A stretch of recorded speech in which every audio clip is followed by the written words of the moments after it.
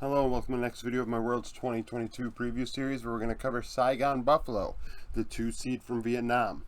In the comments, not in the comments, in the description you're going to find 3 links: Discord, Twitter, YouTube memberships. Discord, join us. We BS about the games as they go on. We have a non-league channel if you want to talk about things that aren't league. Sometimes that trickles into the main chat like it did today, because no league was going on, but we also had league discussions. For instance, we were talking about Ming and Soraka and how some supports are, too ego-driven to make picks that probably are better for the team, like Ming and Yumi the last couple of years. Sure, he just picked it in playoffs, but he didn't pick it for years despite it being meta. And how much is that ego versus, just, I don't know, like being bad at the champ? I mean, nobody should be bad at Yumi. Yumi you can play pretty much with a blindfold on, so we had a discussion about that. Twitter, follow me there. I post my links there for all my content. I'm also trying to spread the social media wings. Lastly, YouTube memberships, $3 to support me to keep this channel afloat, keep the ship from sinking. $10 you get extra content, like predictions of winners. Like last night I predicted who was going to win the series today in the league, as well as NFL, American football, if you have interest in that. So that's there. Saigon Buffalo, 2nd seed from Vietnam. The last time we had a 2 seed from Vietnam was Worlds 2019. They would not get out of play-ins, finishing 17th to 20th. The coach is Ren. Ren is 18-27 at international events in his career as a player plus a coach. Worlds 2017, he was a substitute where his team would not get out of play-ins. Worlds 2018, he finished last in his group as a coach. So he was in groups the second time around. First time around he was not, and that was the last time he was at Worlds, was 2018. MSI 2019, they would finish 6th in Rumble stage, and then earlier this year this team was at Rumble stage and finished 5th, 6th. I was really, coming into MSI, I took a lot of heat because I had Big Koro listed as their 80 carry and not Shogun, because Leaguepedia had it that way. And so I had Saigon Buffalo rated really lowly. Not to mention the fact that Vietnam hadn't been at an international event in years, so I graded them poorly. And the way they played, and the way they started MSI, I have mentioned it every T1 loss since MSI. And I'm going to mention it again right now. Saigon Buffalo set the tone for that tournament by punching Guma and Carrier in the mouth in bot lane level 2. I think it was Tristana Alistar for Saigon Buffalo, getting after Guma and Carrier immediately. The undefeated LCK champions, the best team in the world, and Saigon Buffalo said, "We are not going to roll over for you," and went after him immediately. And at that point, I really was like, this team is my kind of team. Aggression, fearlessness, that's the type of League of Legends that I like to watch. Sometimes it's int. It really is. And I'll be the first to admit it. But their willingness to play different champions, their willingness to get after it, is the chaos that I believe is enough to get this team out of play-ins. I believe this team is the dark horse to knock out one of the major region teams from getting into groups, if they can get the visa situation worked out with Vietnam, Mexico, and the U.S. and all that jazz. But this team is the one that could say, hey, EG, you're out. Well, I think actually EG beat this team, right? But in the case of Mad, Rogue, I think one of those two teams, there's a world where Saigon Buffalo knocks them out of play-ins. I mean, out of play-ins, and then Saigon Buffalo goes to groups. I mean, I could see it. Well, not Mad or Rogue now. Rogue are, who would have thought?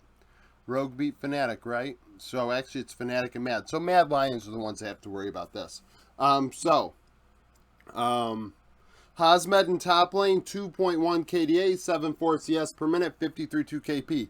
That is very weird.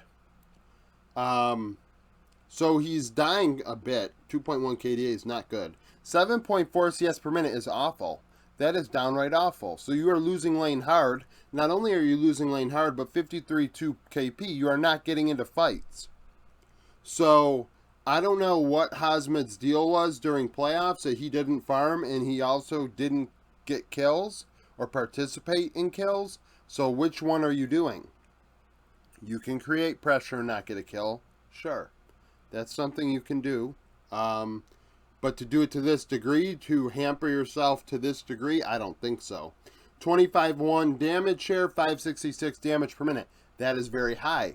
So this is all very weird. So we have a guy that's not farming, not getting into fights, but is dealing secondary carry damage numbers, which we're going to go through this team, and you're going to see that this team is top-centric when it comes to secondary carry and not mid, which is not something we see very often. You don't see that in this meta.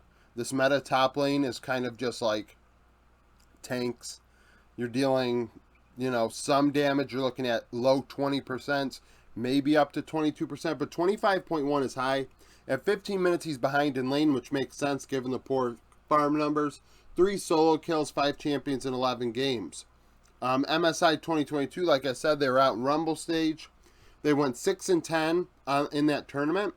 Hazmed had a 1.31 KDA, 789 CS per minute, 47.6 KP. So he lost lane, and he tried really hard to not get into fights, getting into only 47%. Which the thing is, like we've talked about it, people talked about it actually at MSI, that Saigon Buffalo's KP was going to be a little weird because of all the ways that they're fighting and this and that they don't really team fight very much. They kind of just make fights all over the place and it's very chaotic. Okay, well, that's fine, but then why isn't he farming well in lane? Like, that's kind of the deal, right? And at international events, nearly 8 as a minor region's pretty damn good, especially because he was in Rumble stage. It's not like it was just groups. This team, I think, beat DFM in a tiebreaker to get out of groups at MSI. Which, if you recall, that we had a Kalista versus Vel'Koz mid lane matchup in that one. And the Kalista was froggy. That's what I say. This team does not care. They will pick whatever the hell they want to pick in whatever role they want to pick it. Jungle, Bean J, 3.6 KDA, 5.4 CS per minute, 69.6 KP. Pretty standard. We're looking at a guy that actually farms probably 1 CS every 2 minutes more than the average player we've been seeing. Yesterday we talked about Wei. Wei was at 4.2. So actually, obviously different levels of competition. So we got to just ignore that for a moment and just humor me here. Bean J, 1.2 CS per minute more than Wei in the playoffs. That's a lot, right? On average. On average, that is 12 CS every 10 minutes. And he's also getting into more fights at nearly 70%, where Wei was down with near, 54? Was he I thought maybe he was at 54 or something crazy like that. 15.3 damage share, very high. 357 damage per minute. Ahead at 15 minutes, 2 solo kills, 5 champions in 11 games. He played a couple Pantheon games in there. We haven't seen a lot of players play Pantheon, but Bean J has made it a pick of his. So 15.3 damage share. The top side of the rift with this team has 40% of their damage. Most teams, if I'm thinking about it, probably around 30 to 35. Well, no, probably 35. So there's a 5% difference, and you may think that's not a lot, but really that's a big difference in the way they're drafting, in the way that they're making things happen around the rift. Where are they fighting? Where, how much trading is going on in lane? Like, that's something to really think about. So, like I said, 5th, 6th at MSI, 6-10, 173 KDA, 518 CS per minute, 65.9 KP. I will say, Bean J and Froggy, more so Bean J, was probably the disappointment on this team at MSI. Going into it, a lot of people hyped him up a lot. And I thought he looked out of place. I thought he was not at the level he needed to be. Obviously, it was his first international event like everybody else on this team. So you have to take that for what it is, and hopefully he developed into something, that he's more prepared for the moment this time around, right? Plus, playing in play-ins, he's going to be against more teams that are minor regions, so he has a better opportunity to, not be gapped or something. But I thought that he struggled at MSI. In mid lane, we had Froggy, 4.5 KDA, 8.3 CS per minute, 74.2 KP. This is the guy that takes a lot of heat on this team. A lot of the people that talk about Saigon Buffalo give Froggy a lot of flack. And honestly, statistically, and watching him play, I thought Bean J was more of a problem than Froggy at MSI.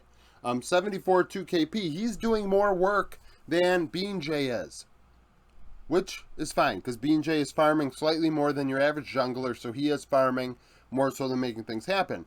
Froggy at 8.3 CS per minute is just below where you want to be. 8.5 is where you want to be, but 74.2 KP, very high. Froggy is a guy that gets around the rift. He played Lysandra more than anything else during playoffs. I believe he played it 5 times out of 11 games. 22.4 damage share, 5.11 damage per minute, ahead at 15 minutes, 3 solo kills. 5 champions in 11 games. So what do these numbers mean? Well, 22.4 damage share, like I said, this team is top-centric.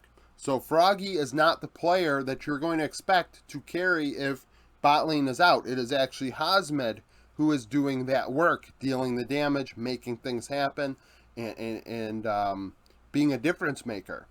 Although he's dying a lot, 2.1 KDA versus 4.5 for Froggy. Froggy doesn't die as much. He doesn't fight as much, a little bit more passive. In that regard. But that's kind of how I view that mid-jungle situation. I think Froggy is okay. I don't think he's great. I'm not saying he's great or anything, but I don't think he's as much of a problem as Bean J was in what I saw. Bot lane, we have Shogun. Shogun, I definitely think is very, very freaking good. This bot lane is... At MSI, I think they both were 18 years old. Like, a very young team, a very young bot lane. Shogun, the way he played at MSI, honestly, I wouldn't be shocked if he's in the LPL next year. He is certainly capable of it. If he's not, and I am an LCS team, I am looking at Shogun saying, hey, how much will it take to get you over here? Clearly, the visa situation, we got some work to do. But how much money will it take to get you over here? Because 5 KDA, 9.9 CS per minute, 74.3 KP at playoffs, like, that's great. That's actually very different than what he did at what his stats were going in MSI. 9.9 CS per minute, he is nearly 10 CS per minute. So he is farming very well.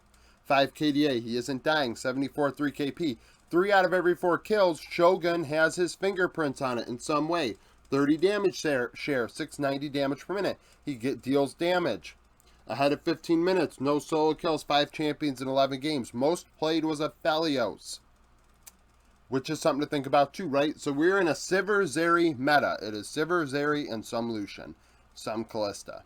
Shogun is emphasizing the Aphelios. That could be good or bad, right? He's obviously doing very well on it against his competition. How will that fare at Worlds? Remains to be seen. Maybe the Sivir nerf and the Nami nerf is going to benefit Shogun because he's not playing a lot of Sivir and he's not playing a lot of Lucian, right? So those are things to think about. MSI 2022 out in Rumble Stage 6 and 10. The only player on this team with over 2 KDA at 207. 956, 65.7 KP. So did well in lane, 956 CS per minute, an international event out of a minor region. Bot laner that is also like extremely raw and inexperienced is incredible. Definitely the player I am watching most at this event at the AD carry spot. That's not to say that he's the best AD carry. I'm saying that he's the most player that I'm most interested to see develop. Outside of Danny, I would like Danny to develop as well for a similar reason. Young bot laner. Berserker, another player. The young bot laners, I want to see how they do. Young players in general, like how do they develop? Are they getting better? Support, Taki, 4.6 KDA, 75.9 KP. So he gets involved. He's alongside Shogun making things happen. Doesn't die a lot. He did int a bit at MSI, but he is a young player. 1 clear every 3 minutes, and 2 dropped wards every 5 minutes. Played 8 champions in 11 games. The only champion he played more than once was Renata. He played it 4 times. So, another thing, this bot lane is not playing the normal stuff. It really isn't. And that's a vibe, right? That is something that you have to prepare for. We said it about GAM Esports. Same thing. You have to prepare for these teams differently.